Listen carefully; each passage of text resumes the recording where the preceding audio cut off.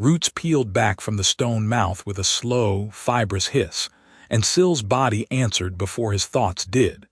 New strength coiled in his limbs. Shadow slid over his skin like cold oil, drawn not from any single light but from every crack and fold around him.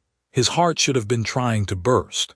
Instead it struck in hard, measured beats, each one feeding a sharp, terrible calm. The red eye outside fixed on him, and he understood with an animal certainty that if he bolted at the wrong moment, he would die before his second stride. The antler-crowned shape bent low to fit the tunnel, roots and thorn vines threaded through its shoulders as if the forest had learned to wear flesh. It smelled of damp bark, old blood, and the mineral cold of deep places. Behind it the skitter swarm had gone silent, not gone, waiting. Syl tasted their fear beneath the stink of chitin, and that shook him harder than the creature's voice. They feared this thing more than hunger. The stranger shifted, lifting his stone shard and placing himself half before the child without taking his eyes from the tunnel mouth. "We meant no challenge," he said. His tone held steady, but Syl's sharpened hearing caught the strain stretched through it. The red eye narrowed. "Yet challenge follows you." Its gaze slid to Syl. The air seemed to gather there, weighted and watchful, fresh changed, still wet with stolen essence. Syl's ears flattened. Shame flickered, absurdly human before hunger washed it aside. The dead attacker's taste still lingered in his mouth, and with it came the ugly need for more. His claws flexed against stone. He hated that the motion felt good. Hated more that he was no longer sure the hatred mattered. "If you want us gone," Syl said, forcing words through a throat that wanted to snarl, "tell us which way leaves your threshold clean." For a long moment nothing moved. Then the being leaned back, its crown scraping the ceiling. "Out, upward. The swarm will not cross my mark, but neither will I shelter fools who drag death behind them." One long limb lifted and pointed deeper into the den, toward a split in the rear wall Syl had taken for shadow. Now he smelled it, wet air, moss, and a thread of leaf rot impossibly fresh beneath the cave's old staleness, away to the surface. "Go quickly," the creature said. "The forest is hunting tonight." They squeezed through the crack sideways, stone scraping hide and cloth. Syl went first because his body folded lower and stranger than a human one ever could. The passage climbed in a tight corkscrew. Mud slicked the floor. Once the child slipped, and he caught her by the wrist before she could tumble back into the dark. Her bones felt bird-like breakable. She stared at his clawed hand around her arm, then at his face. "You're colder now," she whispered. Syl let go at once. The words bit deeper than they should have. Colder, yes, but faster too, surer.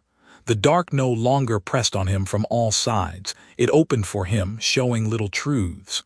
Beetles under stone, threads of water behind the walls, the fading heat print of something long-bodied that had passed hours ago. Each discovery sent a low thrill through him that made his teeth ache.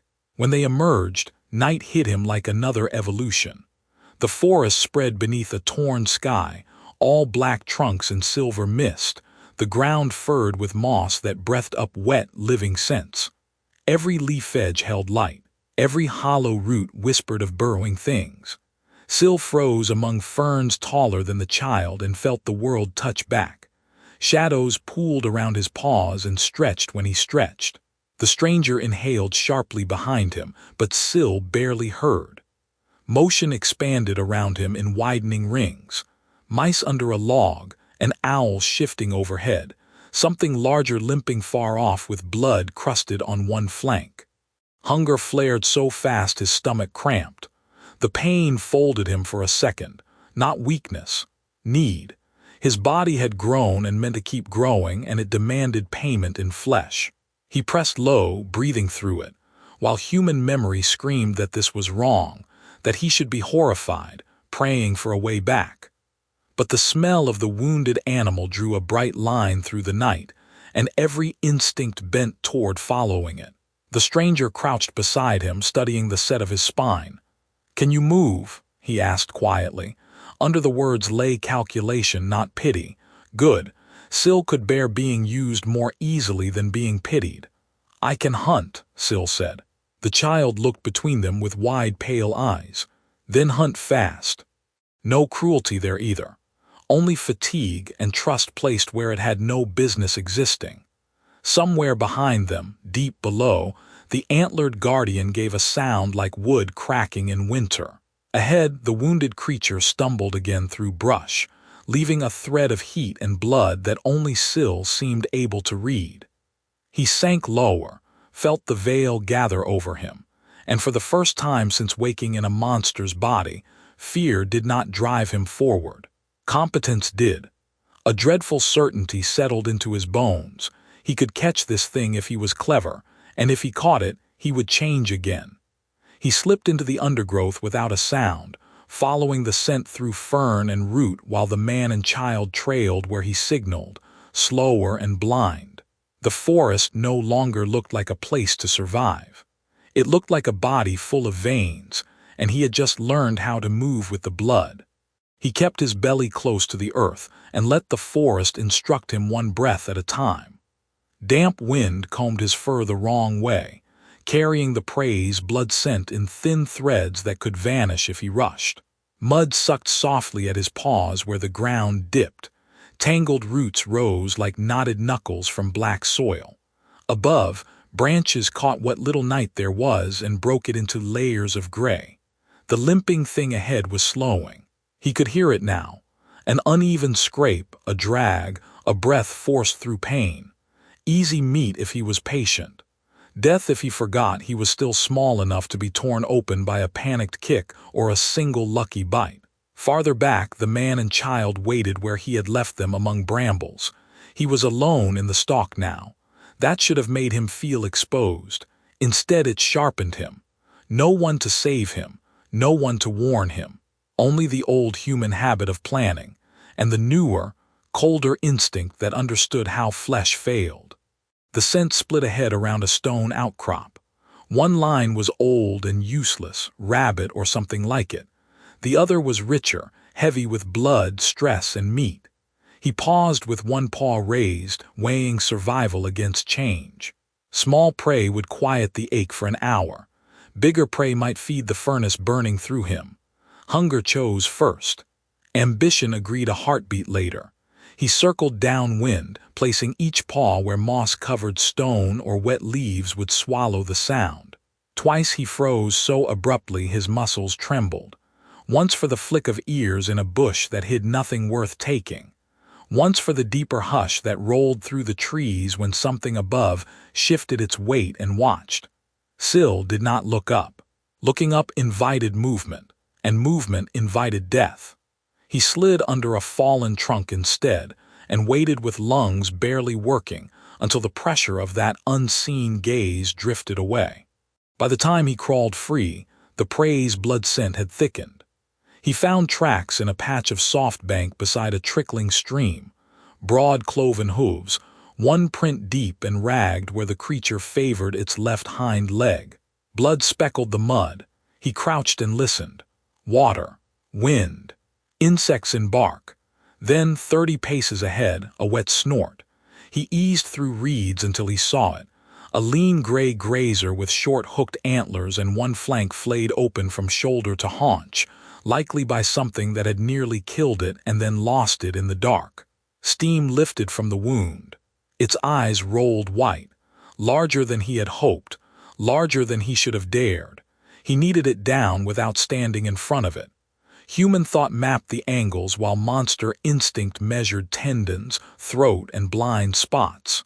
The stream had cut a slick gully along one side of the clearing, its bank undercut beneath a lace of roots.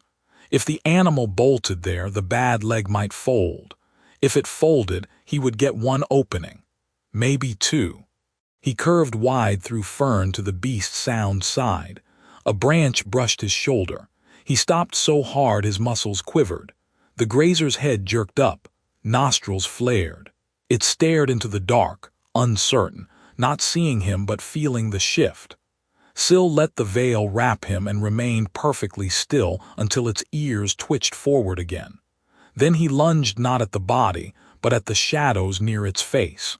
The animal exploded sideways, exactly as he wanted, but terror gave it more speed than pain should have allowed. It crashed toward the gully, then twisted at the last instant. One antler slashed across Sill's side in a line of white heat. He hit the ground tumbling, breath gone, warmth spilling under his ribs. The grazer stumbled, recovered, and drove its good hooves into the bank. Earth broke. Mud sheared away. With a brutal lurch, the wounded hind leg plunged into the tangle of roots and stuck fast. The beast screamed and kicked. Sill forced air back into his lungs and sprang before fear could pin him. He clamped onto the trapped leg above the tendon and tore until blood sheeted over his muzzle. The grazer bucked so hard his teeth nearly ripped free with the flesh, but the leg gave at last. Bone cracked. The animal collapsed onto one side, thrashing. This was the dangerous moment, the one where pity looked most like hesitation and hesitation looked most like dying. Sill went for the throat. Hooves battered the earth inches from his skull. One struck his shoulder and numbed the limb to the paw. He climbed anyway, claws sinking into hot hide, and drove his jaws into the pulsing softness beneath the jaw hinge. Blood flooded his mouth, salt-thick and shocking. The grazer convulsed under him, dragging him through mud and reeds, trying to live by sheer size. Sill held on until the surges weakened, until the body became weight instead of will, until the forest's noises dared return around them. He slid off shaking. His own blood mixed with the prey's in black streaks down his side. The smell nearly maddened him. Somewhere behind the trees he thought he heard the child call once, thin and distant. Somewhere farther still, another predator had surely heard the struggle. He lowered his head to the torn throat and fed fast. Warmth filled his mouth. Flesh gave under his teeth. The ache in his belly changed from emptiness to command, then to promise. As he swallowed, something under his skin began to wake. The system's voice did not sound through his ears. It arrived in the marrow of him, cold and absolute. Predatory essence absorbed. Large prey kill registered. Condition met. Solo ambush against superior mass. Evolution progress increased. Trait resonance detected. He froze with a mouthful of meat. Heat gathered at the base of his spine and ran outward in branching pulses. His numbed shoulder flared back to life hard enough to make him gasp. His forelimbs cramped, tightened, then lengthened by fractions too small for sight and too sharp for comfort. New strength packed itself into his tendons, lean and mean, as if his body were learning to coil rather than endure. Then the world sharpened, not brighter, never brighter. The night deepened and became full of edges he had missed. He could smell cold water moving under the bank before it surfaced downstream. The mud beneath him held layers of story. Old hoof, fresh rabbit, snake, rot, and the thin metallic sting of his own blood. A new line etched itself through all of it, a living map of movement and weakness. He understood how loud his breathing was, how exposed he remained, how the open patch around the carcass had turned him from hunter into bait. He jerked backward just as the first scavenger came in low. It was not one of the tunnel skitters. This thing moved on six-spined limbs, hairless and gray, its head flat as a shovel until the jaws opened sideways. It had been belly-crawling through the reeds, invisible until it struck. Its teeth clipped the space his throat had occupied a heartbeat earlier. Sill sprang for shadow, but the bank gave way under his hind feet. He slid, hit hard, and the scavenger lunged again.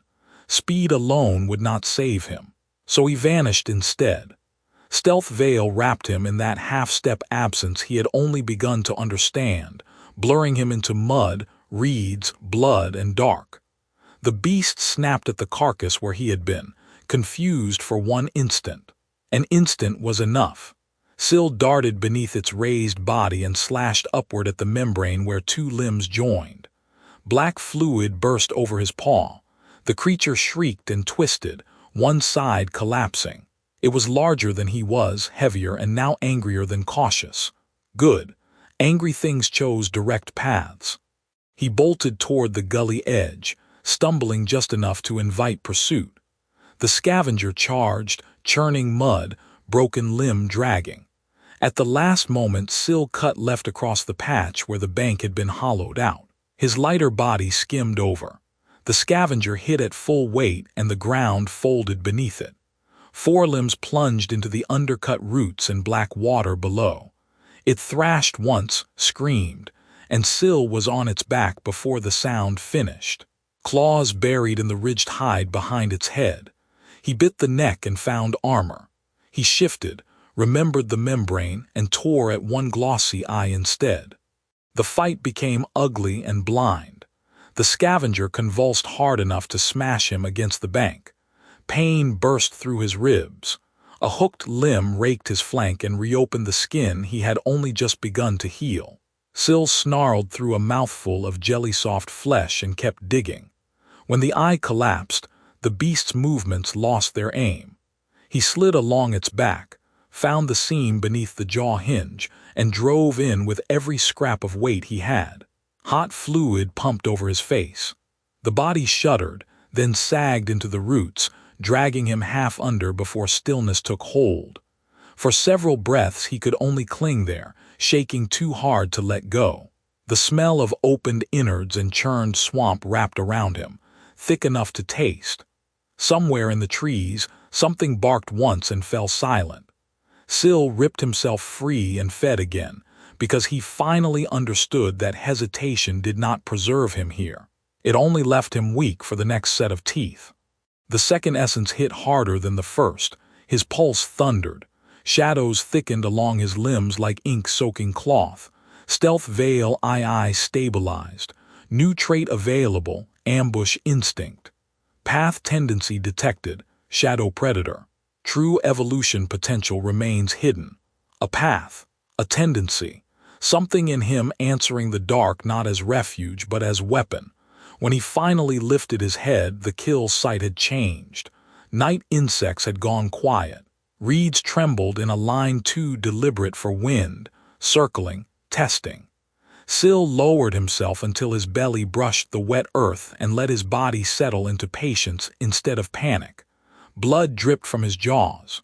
Pain lanced his side with every breath. Through the layered sense of death and swamp he caught another thread at last. Smoke, old stone, and the faint human trace of the strangers from the tunnel. He could remain with the carcass and survive this hour, perhaps the next. Or he could move, wounded and changed, toward the only other living trail he knew while something larger than scavengers crept closer through the reeds. He moved. The swamp breathed rot and cold around him. Mud swallowed sound. Fresh strength trembled through his limbs, not enough to make him powerful, only enough to make him dangerous if he chose his ground well. Every step tugged at the gash in his flank. Night scents turned the swamp from a black wall into layers of warning. Rotting pools exhaled stale chill. Exposed roots held the day's last warmth like dying veins. Small things shifted under slime, too tiny to matter unless they came in hundreds. Larger things paused when he passed, uncertain of what he was becoming. Syl felt that uncertainty and clung to it. He was still small, still one clean bite from death, but the dark bent around him more easily now. The ground rose by inches until muck gave way to broken slabs swallowed by moss. Stone teeth jutted from the earth in a rough circle, the buried ribs of some old structure dragged down by time. He recognized shape before meaning. Wall steps, pillars chewed short by roots as thick as torsos. The ruin sat half-sunken at the swamp's edge, hidden from any easy road, and the smell from it was wrong for abandonment. Not fresh campfire, not simple beast den. Ash, shed hide, dried blood, repeated passage. Beneath a curtain of vine, he saw the first sign cut into stone. 3 deep claw grooves curved inward around a punched hole no natural strike would leave. The pattern repeated on another slab, and another, each placed where a narrow path entered the drowned courtyard. Boundary marks. He edged closer and found bones arranged at the base of a pillar in a crescent, sorted by size. Fish spines, rodent skulls, two long finger bones that looked too much like they had belonged to a person. Nothing here was scattered by feeding. Everything had been placed. Water rippled to his left. Syl sank flat and let the veil take him. Something rose without haste. It was shaped like a toad until it kept rising, unfolding on long rear limbs and planting narrow forehands on a ledge. Its hide shone wet green-black. A collar of pale sacs ran down its throat, each one scarred. Around one wrist hung a loop of braided sinew threaded with tiny teeth. Decoration, tally, rank. The creature opened a sideways mouth and clicked once toward the dark arch beyond the courtyard. Answering clicks came back, not from one throat but several. Cold slid through Syl sharper than fear, not beasts gathering at chance. Sentinels calling to each other. He eased backward an inch at a time until his hind foot touched a loose shard. The stone tipped with a soft tick against another. The toad thing's head snapped around at once. Its eyes were milk pale, but its nostrils widened. Syl bolted sideways as a barbed tongue lashed across the slab where his neck had been. It struck hard enough to chip stone. He hit the water, pain bursting from his flank, and kicked for the broken base of a fallen pillar while more clicks burst alive through the ruin. He did not run far. Old instinct would have fled blind into open swamp.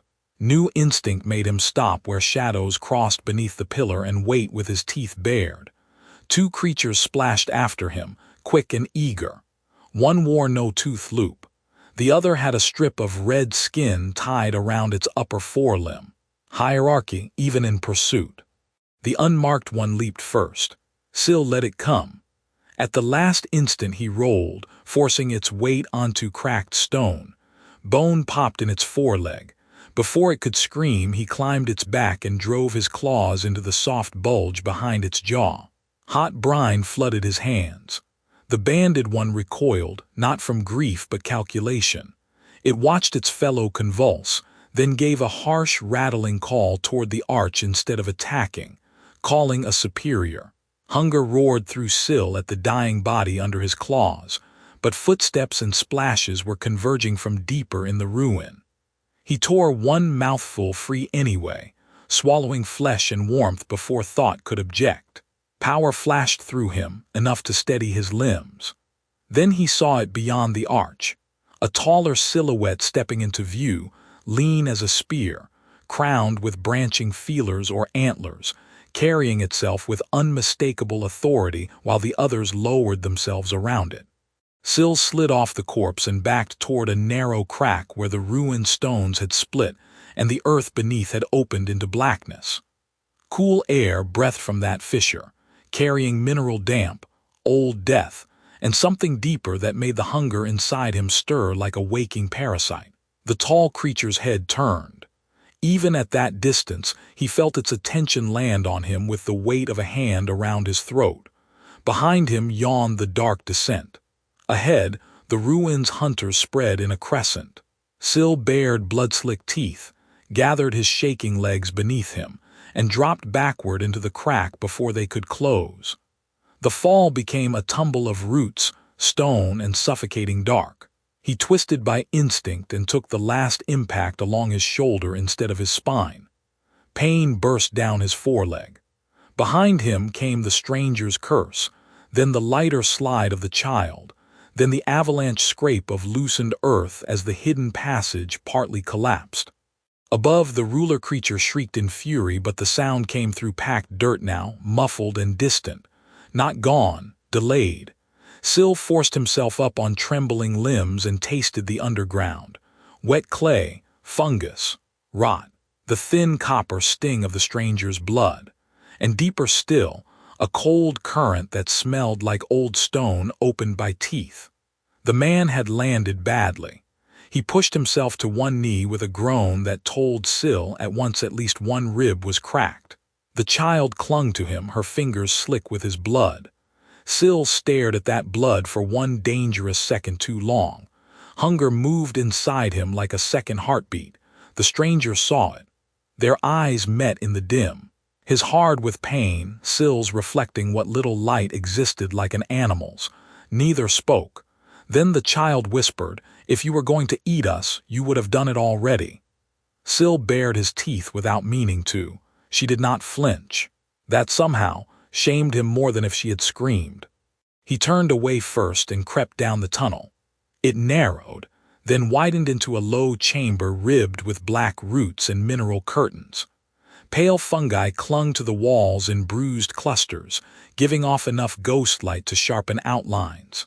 Bones lay here too, but older ones, picked clean, cracked for marrow, arranged in crescent heaps around a basin carved directly into the stone floor. This basin was intact.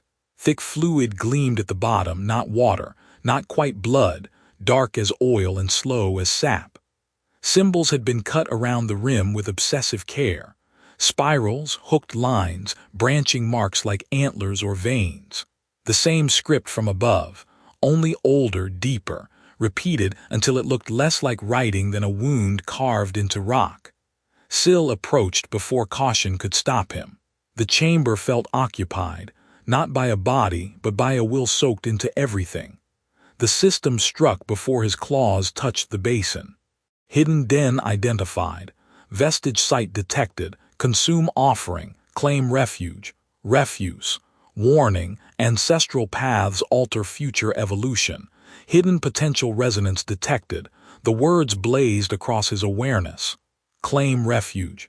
The thought seized him at once. A place below the hunting paths, stone at his back, a choke point, shadows thick enough to disappear inside, but ancestral paths, alter future evolution. Behind him, the stranger staggered into the chamber and froze when he saw the basin. "Don't," he rasped. "Places like this change what answers when you grow." Sil almost snapped that everything changed him now, every bite, every wound, every choice made while afraid. Instead he stared into the black fluid and saw his own reflection. Low, thin, no longer human, not yet beast enough to survive the things above for long. He drank. The liquid was ice and embers together. It hit his tongue like poison, then became hunger, then memory that was not memory. He saw tunnels beneath tunnels lit by red eyes and fungus glow. Packs moving in silence around larger shapes crowned in horn and scar. Weak things culled, useful things marked, clever things permitted to rise until they became threats. Pain lanced through his spine.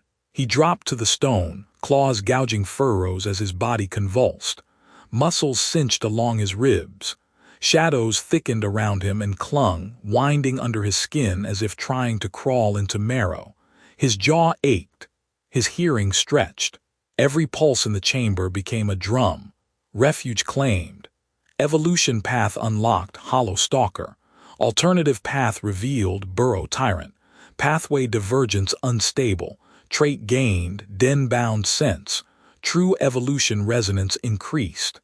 The fit passed slowly, leaving him sprawled and slick with black sweat. He sucked air through clenched teeth and forced himself upright on limbs that felt like his and not his. The chamber had not changed. His understanding of it had. He knew where the earth above was thinnest, where side cracks led to bolt holes too narrow for larger predators, where water seeped after rain, where sound traveled and where it died. The den had entered him as surely as he had claimed it. Useful, dangerous, binding. The stranger stared with open alarm. The child stared with something worse, wonder. Sil could smell his own scent changing, less like frightened prey, more like a thing with territory. The realization thrilled him so deeply it turned his stomach. Then every fungus cap in the chamber dimmed at once. A pressure settled over the tunnel mouth, vast and patient, so heavy that the dirt itself seemed to hold its breath. Sil's new den sense reached outward and touched something beyond the collapse, beyond the skitterways, beyond even the antler-crowned presence from above. This was lower, older, a predator so completely at home in the dark that the dark leaned toward it. It was not moving fast. It did not need to. It had noticed the claimed refuge, the spilled ruler blood, the new path opening like a wound. It was not hunting by scent alone. It was measuring, testing whether the thing rising in this burrow was worth feeding, following, or devouring before it could become either. Syl bared his new claws at the black tunnel and stepped between it and the humans without pausing to ask himself why. His body trembled from pain, hunger, and the aftershock of growth. His refuge was a hole in the earth. His path was uncertain.